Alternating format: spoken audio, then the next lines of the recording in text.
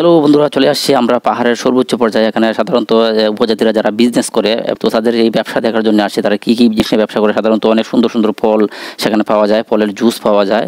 So এটা আমরা এখানে দেখার জন্য আসছি এবং আমরাও নিজেকে টেস্ট করব আসলে সেখানে এই ধরনের জুস কীরকম সুন্দর এবং খেতে কীরকম টেস্ট।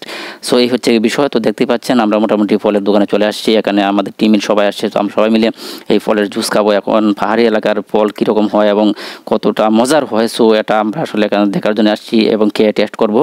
এবং যারা সাধারণত লোকাল এবং চাকমা, গারো, খাসিয়া যারা আছে তারাই সাধারণত এই দোকানগুলি পরিচালনা করে। আর এখানে দর্শক একটা কথা বলে রাখি, এখানে সাধারণত মহিলারাই দোকান পরিচালনা করে, এখানে পুরুষ না। এই হচ্ছে বিষয়। আমার এক বড় ভাই কথা বলার চেষ্টা করতেছে। সো ইনি বলতে চাচ্ছে যে এখানের পরিবেশটা খুবই সুন্দর এবং চমৎকার। এই হচ্ছে বিষয়। সো আমার পিছনে দেখতে পাচ্ছেন একজন আমার সম্পর্কে বাগনা হয়। সো সেখানে যাওয়ার পরে বাগনা হয়ে গেছে, কারণ একসাথে চলতে গেলে অনেক সম্পর্ক হয়ে যায়। যারা আপনারা ভ্রমণে যান তারা সাধারণত এটা বুঝতে পারবেন, কারণ অচেনা থাকলে অনেক সময় সম্পর্ক একটা গনিয়ে যায়। এই হচ্ছে বিষয়। তো আমরা সর্বোচ্চ পর্যায়ে দেখতে পাচ্ছেন, আমরা এখানে দেখানোর চেষ্টা করতেছি আপনাদেরকে। এটা হচ্ছে আপনার সর্বোচ্চ পর্যায়ে যে মার্কেট চাকমাদের, এই সেই মার্কেট।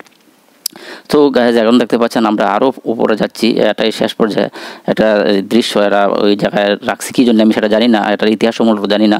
এরকমভাবে এই মূর্তিগুলো তৈরি করে রেখেছে, কী জন্য রেখেছে সেটা আমি আজ অব্দি খুঁজে পাই নাই, বা কাউকে জিজ্ঞাসা করলে এটা বলতে পারে না সঠিকলি, যার কারণে আপনাদেরকে সঠিক বলতে পারতেছে না। কিন্তু আপনাদের দৃশ্যটি ধারণ করালাম দেখানোর জন্য যে সাধারণত পাহাড়ের রাস্তার উপরে উঠলে এই ধরনের দৃশ্য আপনাদের চোখে পড়বে এবং আপনারাও দেখতে পারবেন চমৎকার দৃশ্যগুলি।